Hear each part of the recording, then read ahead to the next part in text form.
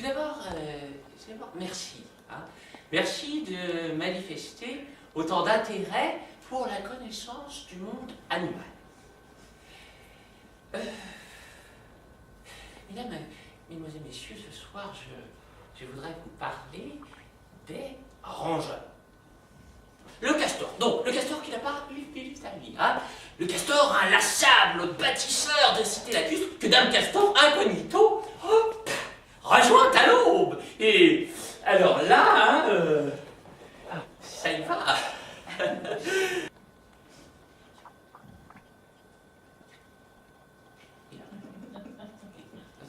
L'autre bruit, il est très troublé.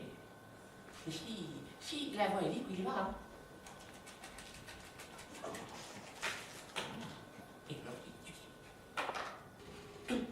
D'autant plus qu'avec cette police magnifique, somptueuse, vous suscitez la convoitise des frileuses et des frileux de tout poil. Cherchez. Si vous ne vous décidez pas à mettre les mains dans le cambouis, muni de ces dents très spéciales, hein, taillées en bison, terriblement tranchante, et qui surtout, mesdames, mesdemoiselles, messieurs, qui surtout, au fur et à mesure qu'elle s'use, repousse.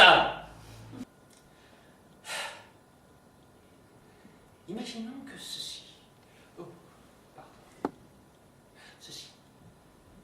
imaginons que ceci soit une dent de rongeur. Théodora, möchten Sie fressen diese Karotte? Ja?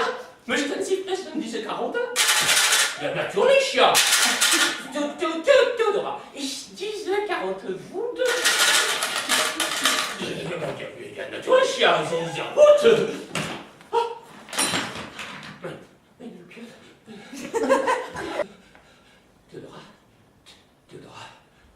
Théodora. Ah, sale bête! Sale bête!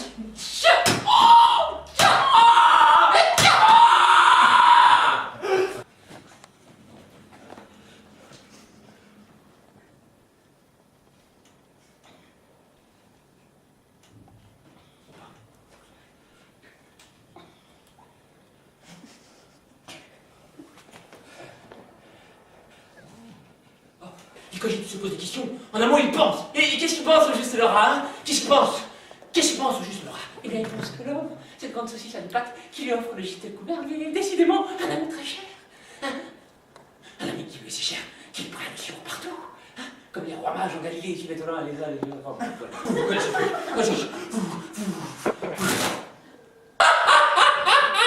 Ah oui, il est là. Il est passé par la cheminée, il est passé par les toits, par la bouche d'aération, par la lunette des chiottes, par la cave, par les tuyaux, partout. Les interstices possibles et imaginables, par toutes les failles, par toutes les brèches. Et vous pourrez toujours tout calfeutrer chez vous. Hein. Bougez toutes les issues, tous les accès. Vous finirez toujours par en croiser un sur votre propre toit qui se plantera bien en face de vous, qui vous regardera droit dans les yeux et qui vous dira alors ça boum! Que votre dévoration lui soit son dernier repas. Posons maintenant un appât sur cette plongée. L'exercice est périlleux. En effet, cet appareil est ultra sensible. Il est sujet à des déclenchements intempestifs.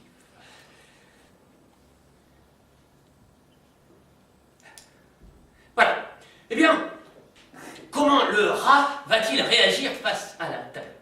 C'est ce que je vous propose d'observer immédiatement.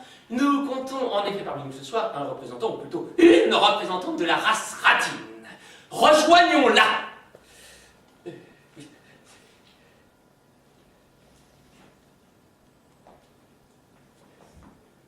Théodora? Hein? Théodora? Ah, ça y est, nous y sommes. Théodora, le professeur vous a ramené un succulent petit dessert. Que voici.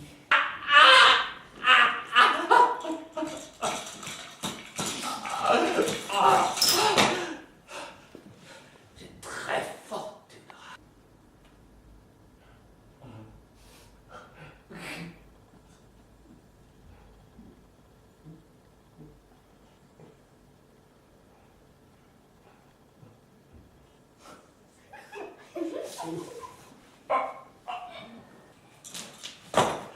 Oh! Enfin! Restez! Ça n'est fait que commencer!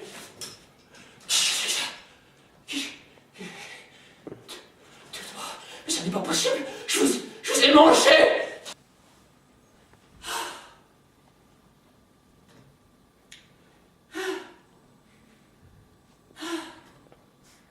Oh!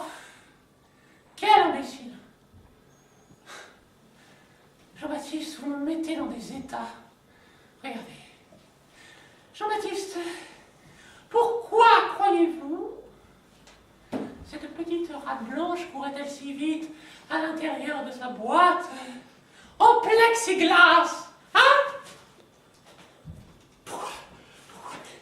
Mais pour la récompense, Marie, tous les rats font ça pour ça.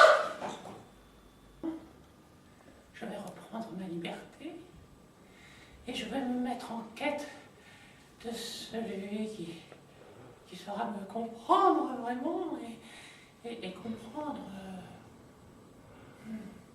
qui sont les rats.